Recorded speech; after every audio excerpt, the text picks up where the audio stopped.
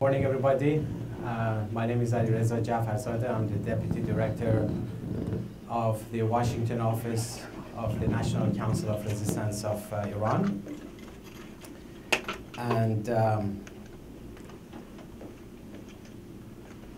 I want to welcome everyone for coming to our office today. The topic of discussion today is the cyber repression of the Iranian regime. We have talked about the Iranian regime over the years in various press conferences and panels about the role of the Iranian regime on the development of nuclear weapons, on their missile program, on their terrorism, and their intervention in the internal affairs of other countries, and also domestic suppression. But one aspect that is actually we're going to talk about today and is gaining a lot of significance is the use of cyber warfare against their own population as a test to expand it to outside of Iran, and I will elaborate on that further. Now, let me begin by the mentioning that our event is broadcast on our website, NCRI-US.org, and we're also live on Twitter. You can watch on Twitter as well. Now, what I want to do, I want to just deal with the very basic facts that probably many people may know it, that there are 48 million mobile users in Iran. The fascinating thing about it, in compared to 2009, when there was only 1 million mobile users in Iran, and that was already very effective at the time, you can see the surge, 4,800% increase since 2009. And among the messaging tools, messaging applications that are widely used in Iran, what tops the list is Telegram, which is an encrypted tool of messaging. It's very convenient. As many as 40 million people are believed to be monthly users of Telegram, and also Instagram comes second with some 20 million users. And what we're going to talk about today and reveal today specifically is the what the regime did during the and has been doing up until now during the uprising that started late December and continues as we speak. And we're going to talk about the new methods that are employed by the IRGC, and also we're going to talk about the key players, institutions, and also the kind of access, ironically, they have to the Western world. Now, the source of information I want to clarify comes from the main Iranian opposition organization, the People's Mojahedin Organization of Iran, which is also a principal member of the National Council of Resistance of Iran. And they have an extensive network inside Iran that were also heavily involved in engaging and leading the demonstrations inside the country. So they have a lot of good information on the ground and on the kind of operations the regime has been doing.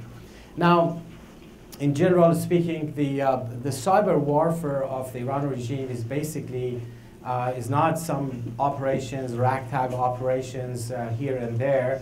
This is coming from the very top. The Supreme Leader Ali Khamenei is in charge of this whole operations. He has been famously quoted as saying that cyber space is as significant as the Islamic Revolution, and he also said that if I weren't the leader of the revolution, these are his own words, I would have definitely be in charge of the cyberspace of Iran. So that's how much significance they see to this. And of course, the two lead organizations, entities in charge of this operation is actually the IRGC and the Minister of Intelligence and Security. What the mobile devices did for the uprising that still continues as we speak, it has given the activists, those involved in the uprising, the ability to organize. It's given them the ability to communicate among themselves. It's given them the ability to connect all the dots in various protest acts, demonstrations in different cities, and also get their message outside of Iran. Perhaps this can better describe what was happening. This is a map of some 142 cities that were engulfed in the demonstrations against the regime as people were chanting, down with Khamenei, down with Rouhani, and reformers, hardliners, your game is now over, and so many other chants that that we heard during the demonstrations. These messages were being transmitted both among the other demonstrators in other cities. They were also through the telegram. It was getting to the outside world, to the news media, and it was practically like live broadcast of the protests and demonstrations in Iran as we continue to see video clips coming. Just yesterday there was clips of demonstrations in 115 different cities by the doctors who were on strike. So that has been a very effective tool, and I would say that it has been acting as the Achilles heel of the Iranian regime. Now, what the regime tried to do, specifically the IRGC, was that they basically changed all of the tactics they had before and started to focus on the mass surveillance and persistent end-user surveillance to be able to gain information of those activists who were involved, to be able to act against them, including arresting, killing, and torturing them. They did that through malicious codes embedded in some of the mobile apps developed by the IRGC. I will get to this. And this was intended both to disrupt the communications among the dissidents and the organizers of the demonstrations, but to actively monitor them and later on act against them. Now, these things happened actually right after the new wave of uprising started on December 28th. At the second day, they did, they employed these new tactics because they were clearly frightened.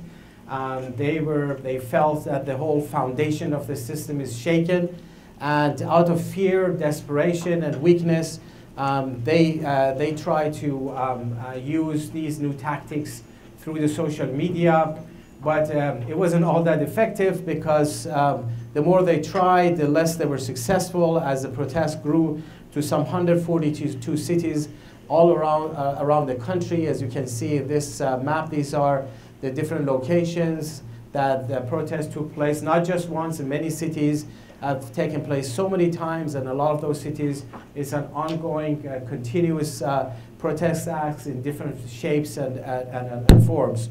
Now, I want to talk about the some of the key players for this operation of the regime in the cyberspace.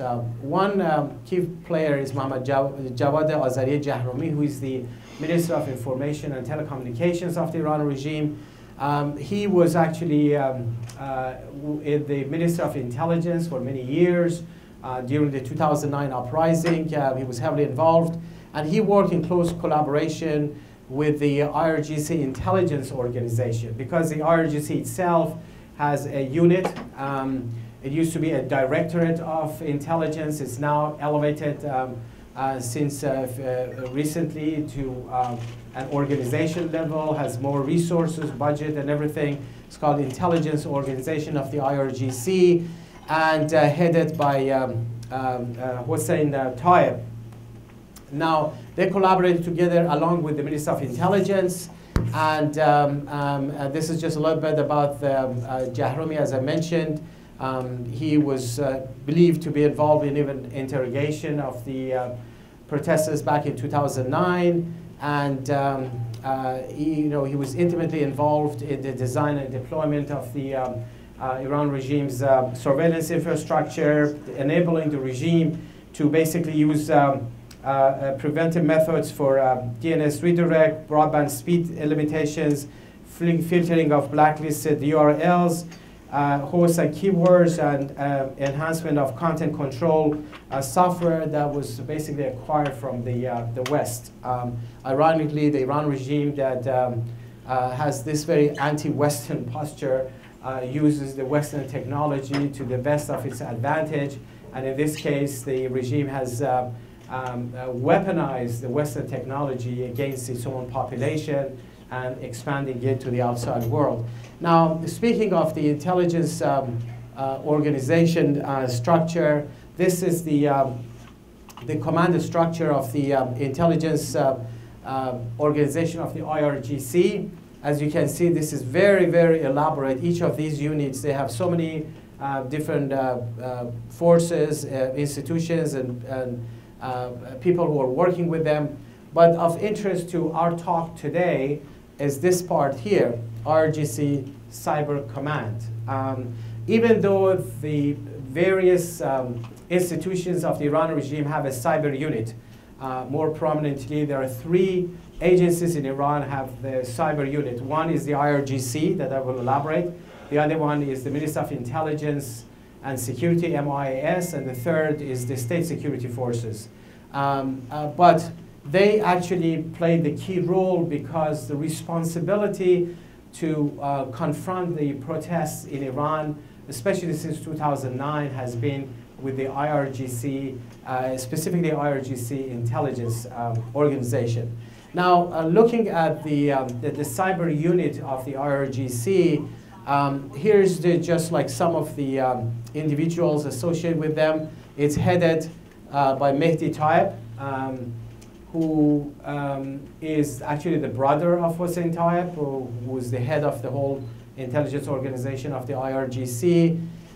And his deputy is another cleric, Alireza Panahian, and they have about 15 different units and individuals who form the council of the Ammar base, which is based in Ammar. IRGC Ammar base is sometimes referred to as Ammar cultural base. Their job is really to focus on cyber specifically, and this is the same unit that engages in cyber operations against the West, and the same unit actually is in charge of the cyber operation against the Iranian people. This is very, very significant. It's not 2 separate things, 2 separate operations. Everything is one. Now, what happened when the uprising started to escalate? They took drastic steps to basically take control. They weren't all that successful, but they tried. They cut and filtered the internet. They were going back and forth. Initially, they cut entirely for a very short period of time, and then they tried to slow it down. They put the filtering, and then when it got to the social media tools, with Instagram, as they saw how widely it was being used, they, at some point, actually on the 31st of December, they entirely shut down both the Telegram and Instagram. They blocked it for the users in Iran. Now, here's the chain of events. Interestingly, Pavel Durov, who is the CEO and founder of Telegram, he said in one of his tweets back in October 2015 that the Iranian Ministry of ICT, that's Jahromi actually, he was there at the time, he was number 2 at ICT, demanded that Telegram provided them with spying and censorship tools. We ignored the demand, they blocked us. So clearly showing that as far as the regime and all of their agencies is concerned, the only kosher, so-called kosher apps that are permissible are the ones that would allow them to spy and gain information about the end users. And when on the third day of the demonstrations, Azali Jahromi actually demanded on his Twitter account, asking Telegram to shut down access to one of the channels, one of the users, eventually they responded positively to that, and they shut down that, and then the regime asked for another one. The next one, which was Sedai Mardom, Telegram refused, and as Pavel Durov says, Iranian authorities are blocking access to Telegram for the majority of Iranians after our public refusal to shut down. This is the account and other peacefully protesting channels. That was on the 31st of December. Now, what happened later on? Eventually, they had to unblock it after about 2.5 weeks on the 17th of January, but they basically slowed it down, practically making it very difficult, if not impossible, for people to access. If you had a video or picture you wanted to send, it would take forever. Of course, that wasn't the case for the regime's own people.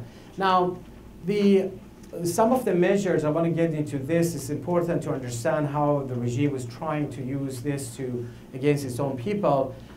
So one of the things they did, they delayed access to internet by speed limitation and connection throttling to basically cause a very slow speed.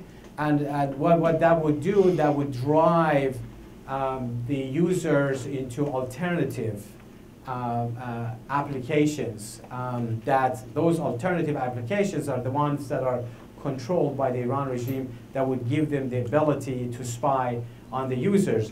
Whereas on Telegram, it's encrypted. The regime cannot spy on the users about the content or the context of their communications, their contacts, none of that. So that was one tactic they used.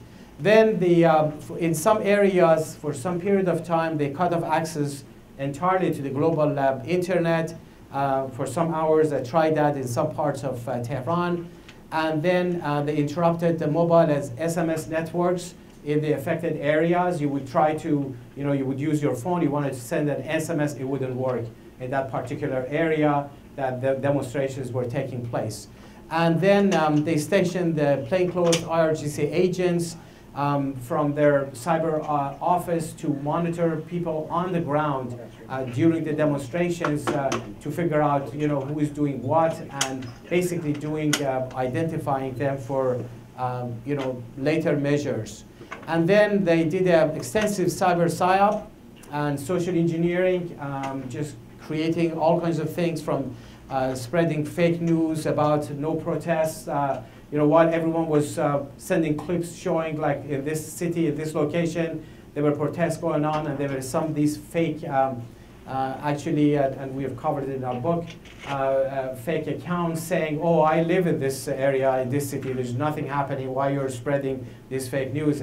Ironically, that very same account was claiming to be a resident of a city in North Iran, and another city in South Iran, another city east and west, and so clearly it was a fake operation by the Iran regime trying to dissuade the protesters. They even threatened the users to leave the channels that were tied to the uprising, and spreading fake photos so people would start repeating it, and then they will show that I was fake, doing the different things to discredit the uprising. None of that really worked because people were very aware of all of these operations. One of the things they try to incentivize the public or threaten them to use the spyware-enabled mobile apps that are basically controlled, and I will get into that. And we have named some of them here, which I will go to the details. These are basically forks of Telegram. These are like unofficial versions of Telegram that are customized and prepared for the users in Iran. They're supposed to follow the terms of service of the Telegram, none of which are actually used. And some of the names of those apps that are supposedly alternative to Telegram is, like one is called Telegram Farsi, Mobilegram, Hotgram, Wispy, Black Telegram or Telegram Black, Telegram Talai, which means gold, And about 100 such domestically designed apps, that were unofficial fork versions of the Telegram were introduced, hoping that the population would start using them once the Telegram was blocked. Now, so this is just putting things in perspective. These are some of the fake apps that I mentioned to you. And they also have a domestic marketplace where you can buy things. You know, here in the United States, if you have an Apple, iPhone, if you have iPhone, you go to App Store to buy, download programs, softwares and programs, apps. If you have an Android phone, you go to Google Play. So they have their own app marketplace called Bazaar, which is a very interesting thing. I will elaborate on that and show how it's tied to the IRGC. And here it is that I want to elaborate on, and I mentioned the IRGC and how they're using the front companies. Now, the cyber unit of the IRGC, they have created a number of front entities, front companies that look very benign. If you go to their website, there's no sign of IRGC, there's no bearded guys that look like the IRGC, or those people with the Hezbollah headbands or anything like that. And they claim that they're providing, producing mobile apps both for businesses and markets, small businesses, but also messaging apps. And one of them is actually called Hanista. This is a front company for the IRGC, and it introduces itself as a programming group, but actually it's doing that for the IRGC. One of the apps that they produce that is being highly used is called Mobogram. And Mobogram is an app developed as an alternative to the Telegram. And it's supposed to be a fork version of Telegram. It's very convenient. It's in Farsi. All the commands are in Farsi. It's fast, and it's cheaper. So what it does, actually, by pushing people to go to Mobogram, actually what it does, it gives the IRGC the ability to monitor the activities of the end users, because this Mobogram would allow the IRGC to find out about the identity of the users. If you go on Telegram by itself, your identity is not known. No one knows what your phone number is, who you are, where you are. When you are on Mobogram, they have all of that plus your contacts. And ironically, not only Mobogram is available on Bazaar, which is the Iranian version of their mobile app marketplace, it's also on App Store. If you take your phone, if you have iPhone, go to App Store right now and go search for Mobogram, it will show up. And if you download, you're doomed. You have all of that, and there's nothing there telling you that this is actually a mobile app produced by the IRGC intended to spy on the users. It's available not just to the people in Iran, but everywhere. Any country in the world, if you go to App Store, you download it, you're subject to the same threats that the people have there. Now, let me tell you a little bit about the Hanista. Now, Hanista, as I said, is a front company. It's basically the IRGC intelligence is controlling all of their operations. They're on their website, they say they were formed in 2014, and they're mostly focused on cyber commerce, but also they do develop a lot of apps in Farsi language, which is, as you know, very convenient. And then a lot of the people who were arrested, they were asked by the Ministry of Intelligence that they need to leave Telegram area. They need to leave from some of those accounts that were favoring the protests, and they would assign them an agent, surveillance officer to monitor those end users. Now,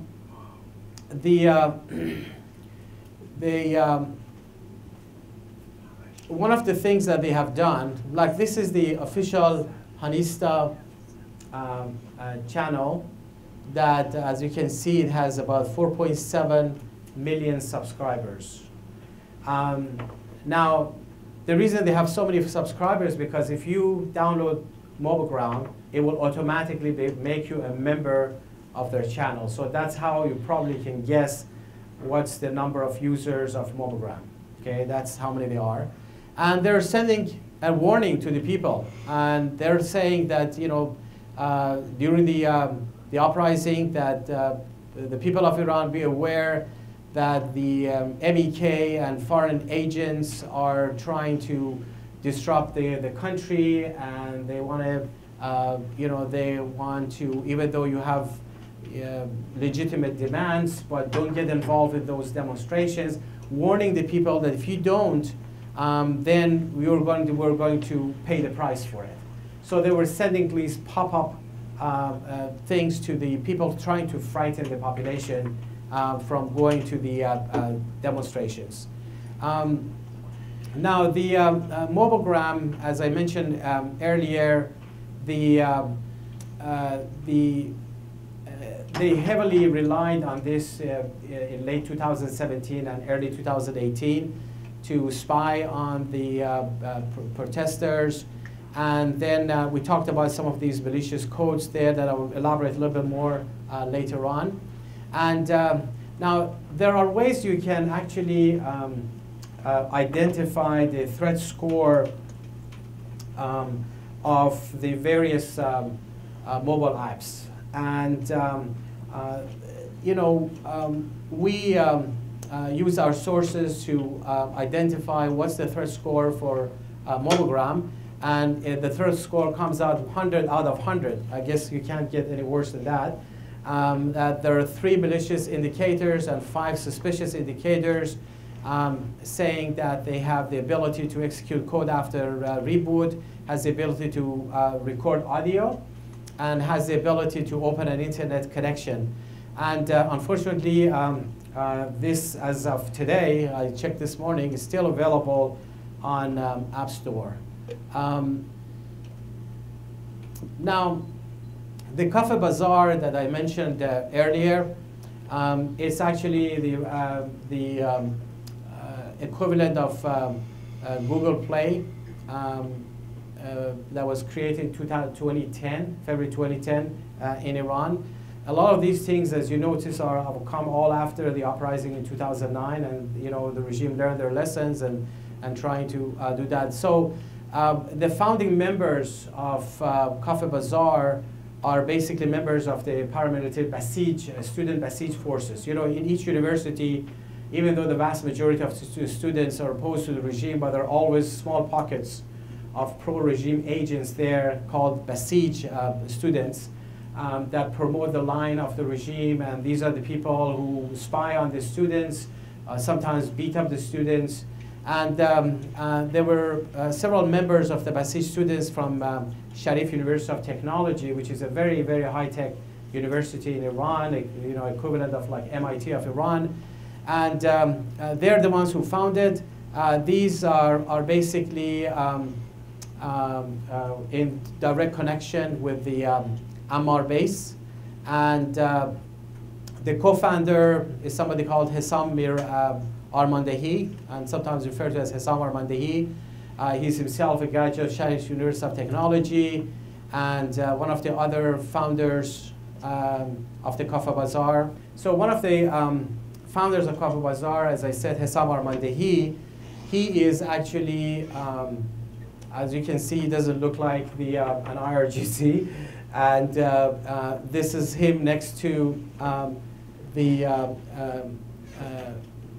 Sorena Satari. He's the Deputy Vice President of Rouhani for Science and Technology. This is Sorena sitting next to him.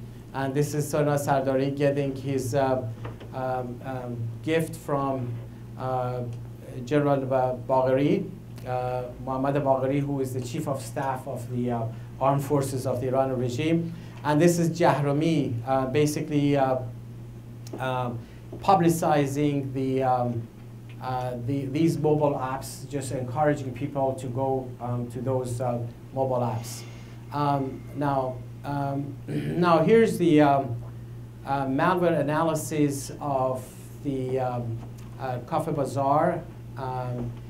Basically, again, the score is 100 out of 100. As you can see here, there are 5 malicious indicators and 11 suspicious indicators. It actually has the ability to read SMS content. SMS content is important because when you want to register, let's say on Telegram, you get a code verification on your SMS. If they have access to that, they get your code verification. As the ability to get the Wi-Fi MAC address, as the ability to read the device ID, like IMEI and ESN, the ability to dial a phone number, as the ability to execute code after the reboot. I hope I'll get this correct now. Now, here is the interesting look at like what's available on the mobile app marketplaces. This is Mobigram. That is, of course, all of them are available on Cafe Bazaar. These are the 6 different malicious messaging apps. And then all of them, of course, are on Cafe Bazaar. Mobigram is on App Store. Wispy is on App Store. And Telegram Farsi is on GitHub. And on Google Play, you can find Wispy and Telegram Black. And that's a big no-no because actually, it just gives free access to the regime. The IRGC developed mobile apps into the global market, which is certainly not the right thing to do. Now, I'm going to skip this one to have time a little bit more for the other ones. OK, now, here's a case study of the top 6 fake apps, the threat score of those. Now, the interesting, all of them is actually 100 over 100. This is the aggregate of the malicious ability that it gives to those 6 apps. Gives the ability to execute code after the reboot, have the ability to open internet connection, have the ability to dial phone number, the ability to record audio, the ability to read device ID, the ability to send SMS, and has the spyware information retrieval, and a whole host of other things that each and every one of them are crucial to avoid, but unfortunately, all of them are available in those 6 apps. Now, what it does is basically when you go and let's say you download Mobigram, it gives you a much faster internet access because the regime allows that. So that encourages you to get on those mobile apps, and it's more suitable for them. It's in Farsi, more convenient, and but it gives a lot of it gives you access to your contacts, and also we had some reports that if you let's say you were on Telegram, you were a member of a group, and then if you download Mobigram and that group is not endorsed by the Iran regime, you're cut off. You search for it, you can't find it. So that's what they were doing during the protests, trying to isolate the groups that were transmitting information, pictures, and video about the protests in Iran. And here's the some of the their incentives. They're encouraging people, saying, "Okay, go and download this and that mobile app because this is convenient," and basically, propagating about that. And they're encouraging people to download the VPNs that are not really VPNs. So having said that, here is interesting, a warning coming saying that you have been a member of a group that is associated with the MEK during the uprising. You better get out, trying to scare people. Now, in terms of the policy recommendations, what does all of these things mean and what should we do? We believe that cyber warfare is not separate from the other actions or behavior of the Iranian regime.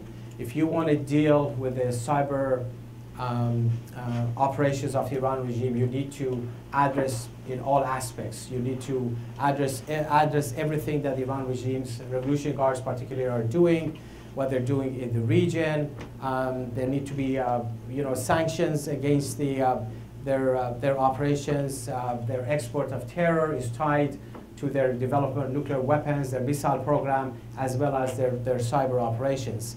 And so we need to implement strict measures against the IRGC cyber operations, their individuals, their entities. Some of these entities are already sanctioned, but most of them are not sanctioned. So they need to be designated by the Treasury Department and the State Department. And also the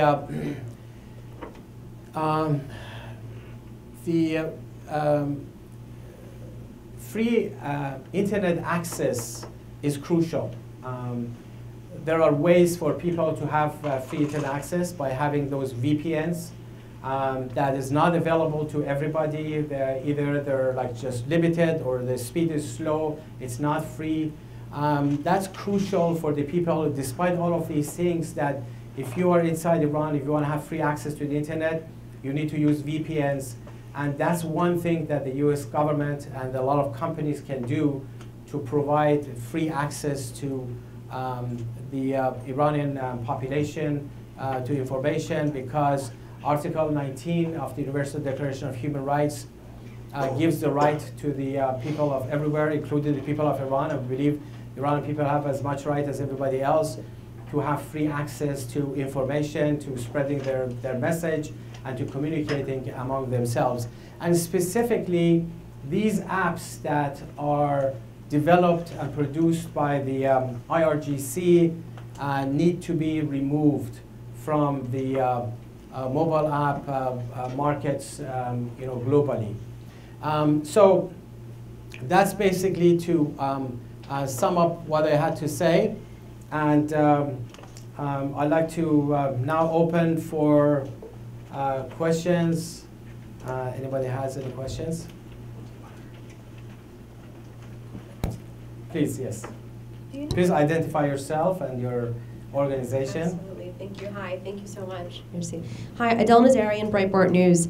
I'm wondering if you have spoken, first of all, have you presented this information to the State Department, to the government, or the administration? And also a follow-up to that, are there ways either within Iran that your organization has access to, or exterior ways to actually block the ability of the regime to get these apps out there on the various platforms that they have, aside from contacting Apple for the ones that are available on that particular platform? Right. Well, first of all, in response to the first part of your question, yes, this information has been provided to the US government. They're aware of it. And in terms of means how to confront it, I think there needs to be a concerted effort, especially by the international community, to resolve this issue. And this is a serious issue because the cyber operations of the Iranian regime is not only targeting the people of Iran, as I mentioned earlier, it's also giving the regime the ability to target the Westerners, to target the countries in the region. And it's the same entity that is involved in the cyber operation, cyber suppression against the people of Iran is the same unit that's engaged in cyber operations against the Western countries. So there has to be a serious interest on the part of the international community, specifically the US government. And I'm sure if there is a will, there is a way. If they see this as a serious situation, they can find ways to sabotage really the operation of the Iranian regime's IRGC in their cyber warfare, prevent them from doing what they're doing, and also at the same time provide free access to internet for the rest of the population. Sure. Any other questions?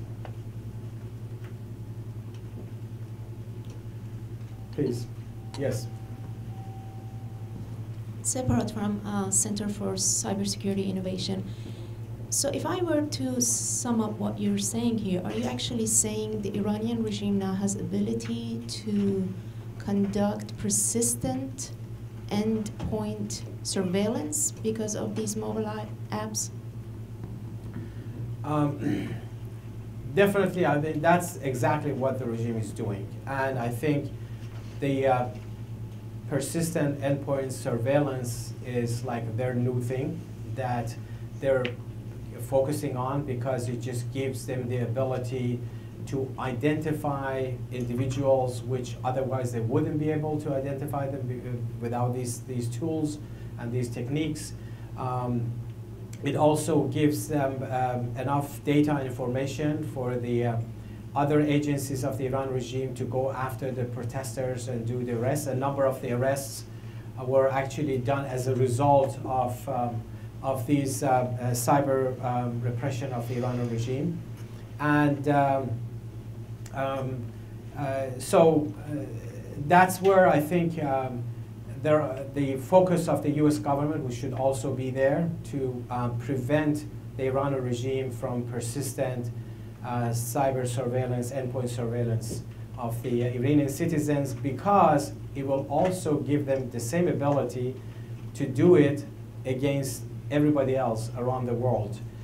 Just think about it. If you give access to Iranian regime's cyber operations to the Western capitals, to Washington, to the countries in the region, we have had the experience in their terrorism field. Once the regime used their terrorism, they didn't leave mercy to anyone. So the best way is to prevent it, to block them, to prevent them access to do any of those things. In the cyber world, that's the same thing, and you don't want to give them the ability to have any kind of access under any circumstances, under any kind of cover. That all need to be blocked. And now is the best time because of this uprising, ongoing uprising. I think it's very eye-opening for the rest of the world, because we now know what tactics they're using. And the Iran regime is actually testing their cyber warfare tactics against the Iranian people to later on expand it to the rest of the world. So this is the time for the US government to act. Any other questions? Please, yes. Nathaniel Smith, George Washington University. With all the information on the Iranian cyber activities, what is your differentiating message? Well, that's a good question. I know there's a lot of information out there about this, but what we specifically highlight today, and we think this is something that is new and needs a lot of attention, is the role of the Revolutionary Guards. The IRGC is on top of any cyber operations. You need not to worry about like hackers or anything like that, because the chief hackers is the government itself. Okay, they are the ones who are running the whole show, unlike other countries that the concern about cyber activities is different. In the case of Iran, it's the IRGC, the Ministry of Intelligence. Second, we specified that the IRGC has created a number of front companies. They're running an apparatus with these front companies that develop fake apps that look kosher, look benign, but are actually spyware enabled, that is harmful to everybody. We also talked about the role of the Ammar base, the headquarters for the cyber operation of the intelligence organization of the IRGC. We also highlighted the fact that the mobile apps developed by the IRGC are actually available on global market for mobile apps. This is like so ironic, so contrary to all the laws in the United States. There is Executive Order 13606 that specifically prohibits whatever the IRGC is doing right now, and that executive order, if that needs to be fully implemented. So that's the highlight of what we have discussed here today, and the highlight of what we want the United States to do. Any other questions? Okay, I'd like to thank everyone. Okay, please go ahead. I have one that's not related to this actually directly. I'm just curious. Thank you so much. I'm just curious to know, this is off the topic at hand, but I know that the Iranian regime has agents of the regime posted in different Western countries. Some have said they're right here in Washington, D.C., in Southern California, in Europe. And they have actually targeted for assassination members of groups that oppose them. Have there been any members of this group that have received threats or anything of that nature recently from the IRGC, out of curiosity, from the Iranian regime?